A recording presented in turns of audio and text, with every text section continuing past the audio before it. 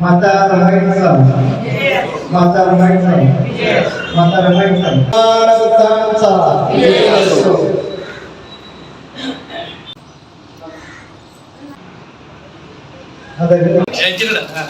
नाही तुम्ही असू द्या ठीक आहे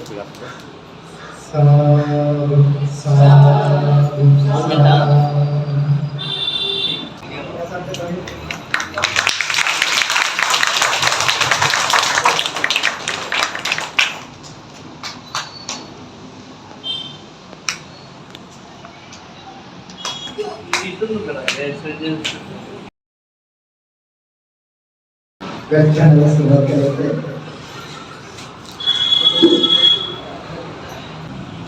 विश्वाला शांतीचा संदेश देणारे तथागत गौतम बुद्ध, बुद्धांच्या विचाराचा प्रचार प्रसार करणारे चक्रवर्ती मौर्य सम्राट अशोक, बुद्धांच्या विचारानुसार म्हणजे चार मानवी मूल्यानुसार समता, स्वातंत्र्यता, बंधुता व न्यायावर आधारित रयतेचं स्वराज्य निर्माण करणारे छत्रपती शिवाजी महाराज, महिला व बहुजनांसाठी पहिली शाळा सुरू करणारे क्रांती सूर्य महात्मा ज्योतिराव फुले, मनुस्मृतीच्या 5000 वर्षाच्या गुलामीतून समाजाला मुक्त करून संविधानाच्या माध्यमातून हक्क व मानवाधिकार देणारे विश्वरत्न बोधिसत्व महामानव बाबासाहेब आंबेडकर व त्यांना घडविण्यासाठी, त्यांना साथ देण्यासाठी आमच्या त्याग सहन करणाऱ्या त्यागमूर्ती माता रमाई या सर्व महापुरुषांना व महामातांना मी प्रियानपणे विनम्राचा अभिवादन करते. खरं तर या कार्यक्रमाच्या निमित्ताने माता रमाई यांच्या जयंतीच्या निमित्ताने आपल्या सर्वांना खूप खूप शुभेच्छा व मला आपल्या सर्वांना सांगायला आनंद होतो. खरं तर प्रकाश दादा यांची भेट रमाई जयंती 7 फेब्रुवारी रोजी पुणे स्टेशन येथे झाली. खरं तर माझं व्याख्यान झालं आणि त्यानंतर प्रकाश दादा हे माझ्या वडिलांना भेटले व त्यांनी मला या कार्यक्रमास निमंत्रित केले. खरं तर माझी आज तब्येत ठीक नाहीये, तरी पण मी तुम्हाला व्याख्यान देण्यासाठी करण्यासाठी येथे आलेले आहे. महापुरुषांसाठी समजून घेण्यासाठी येथे उपस्थित झालेले आहे. खरं तर माता रमाई यांचं कार्य आपल्या सर्वांना समजून घ्यावं लागेल. म्हणून मला या कार्यक्रमाच्या निमित्ताने म्हणावेसे वाटते की दीनदलितांच्या उद्धारात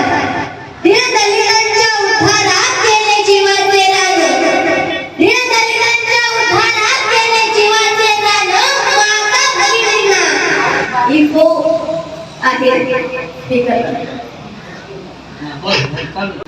खरं तर या कार्यक्रमाच्या निमित्ताने मला म्हणावेसे वाटते की दीनदलितांच्या उद्धारात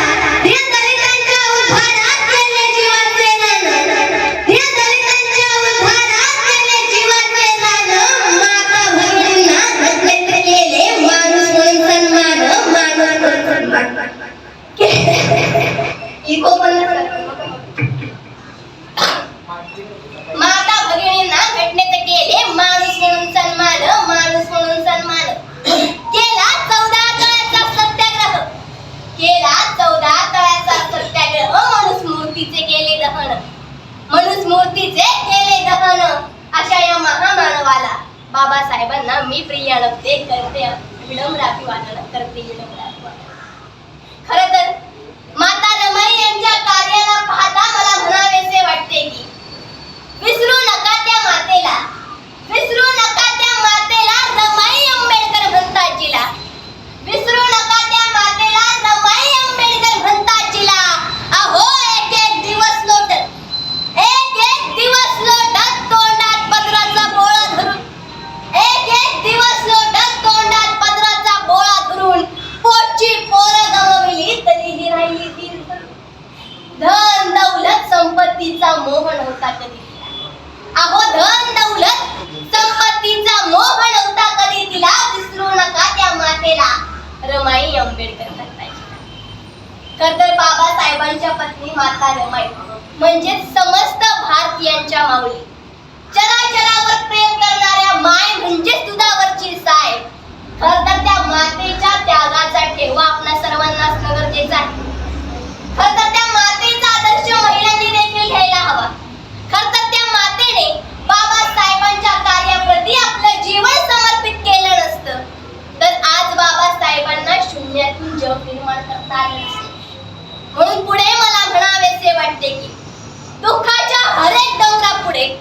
दुःखाच्या हरेक डोंगरापुढे कधी थकली नाही.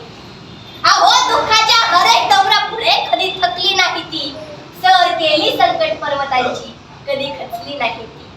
अतूट साथीने बाबासाहेबांनी आम्हाला जन्म दिला. अतूट साथीने बाबासाहेबांनी आम्हाला जन्म दिला.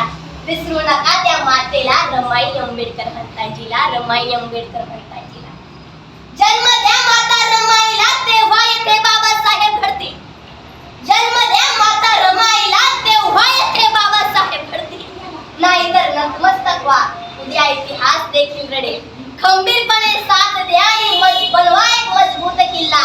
विसरू नका त्या मातेला, रमाई आंबेडकर म्हणताजीला. अहो कोण म्हणतंय ती 9 कोटीची माय आहे, कोण म्हणतं ती 7 कोटीची माय आहे. मी म्हणते ती सर्वांची माय आहे.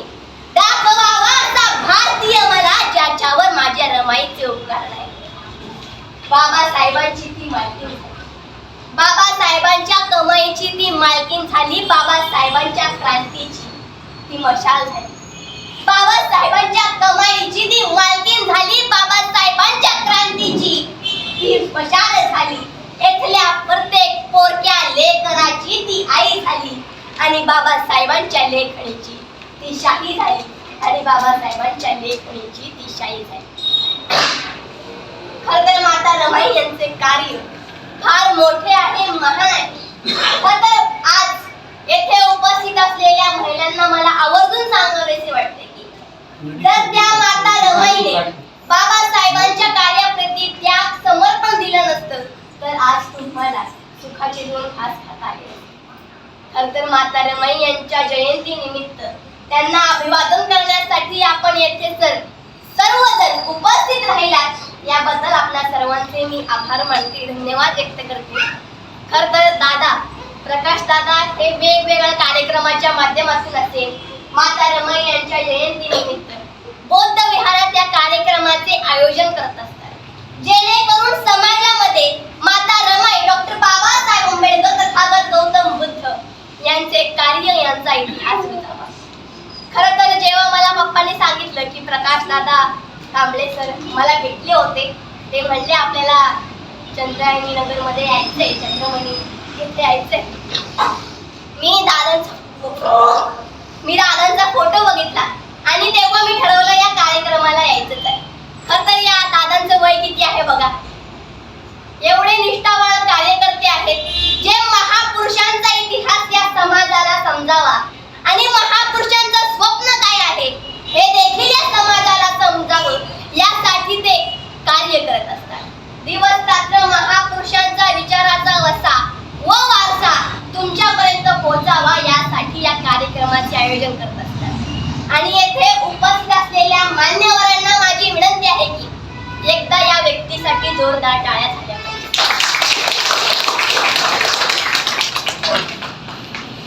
खरं तर माता रमाई यांचं कार्य समजून घ्यायचं असेल तर बाबासाहेबांचं कार्य समजून घ्यावं लागतं. आणि बाबासाहेबांचं कार्य समजून घ्यायचं असेल तर महापुरुषांचा इतिहास समजून घ्यावा लागतो. तथागत गौतम बुद्ध यांचे वडील सिद्धोधन हे शाक्य कुली वंशाचे शासक म्हणजेच शेतकरी भूमी राजा.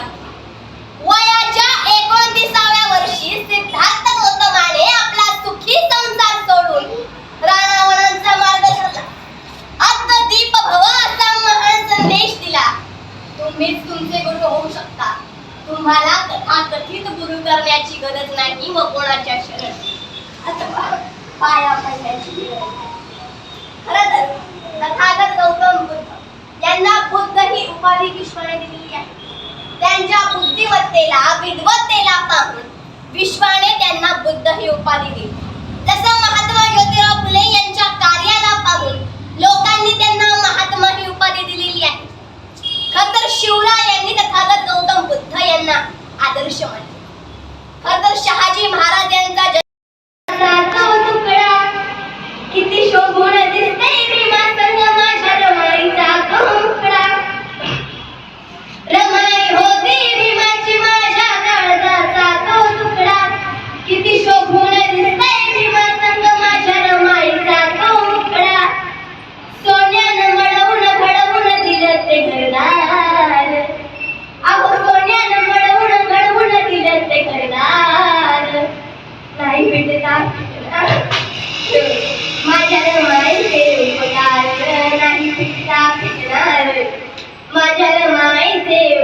उपकार खरं तर माता रमाईने आपल्यावर खूप उपकार केलेले आहेत.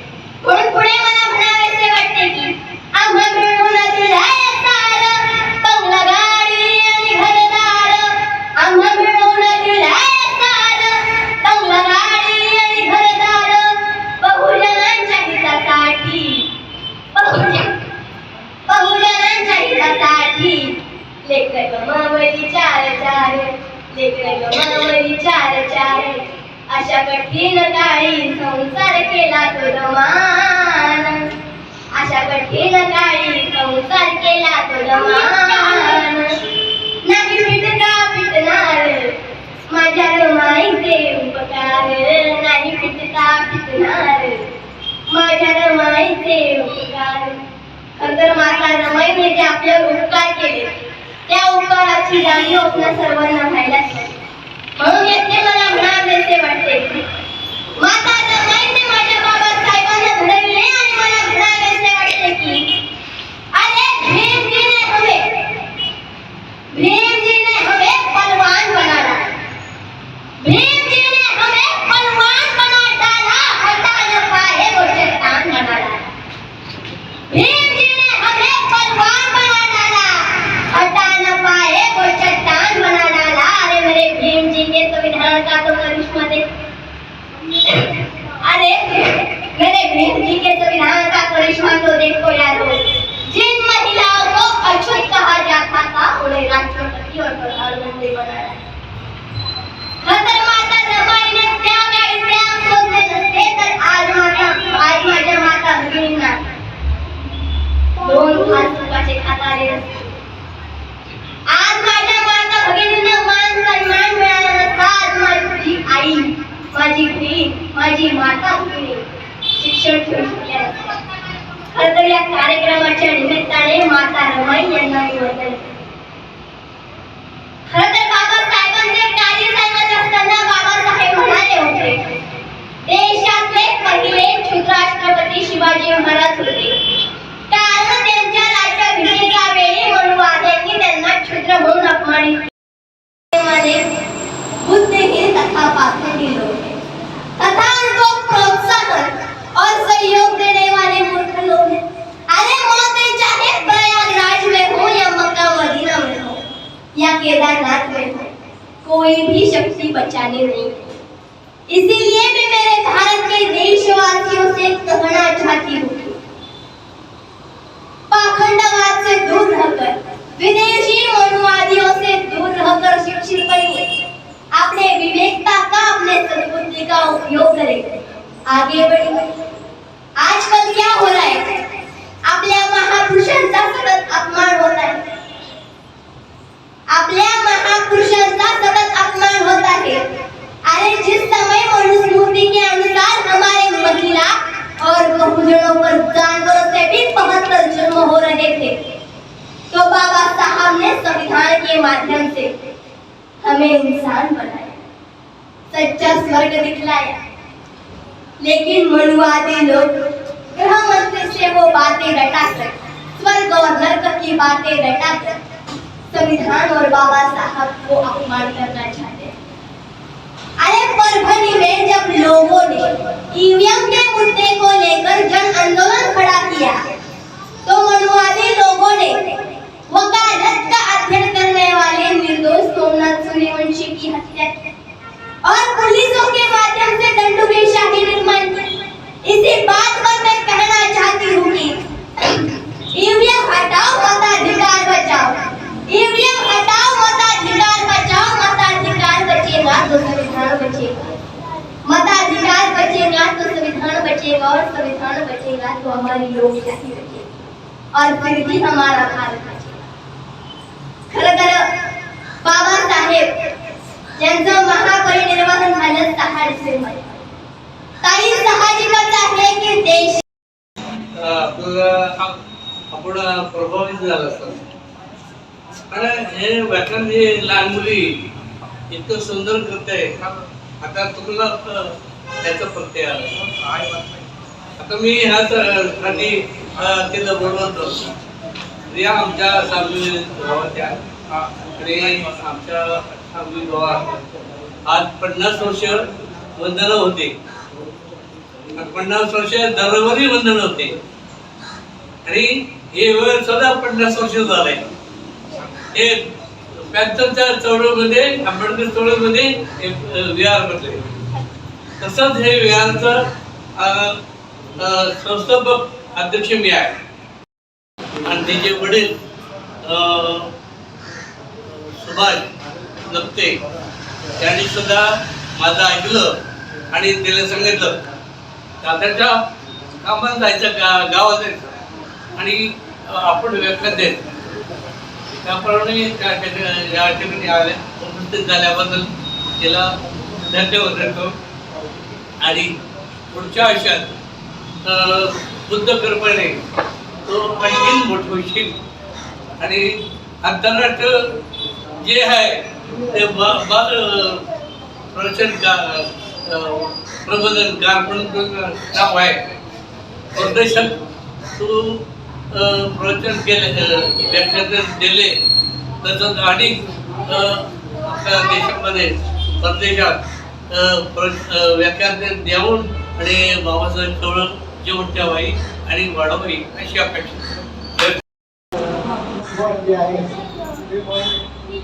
विचार करायला सुरुवात केलेला आहे की आपण सुद्धा चळवळीमध्ये राहिले पाहिजे, चळवळीमध्ये राहिली पाहिजे आणि चळवळीच्या माध्यमातून आपण माणूस म्हणून जगू शकतो, राहू शकतो आणि आपलं जीवन सुखकर करू शकतो.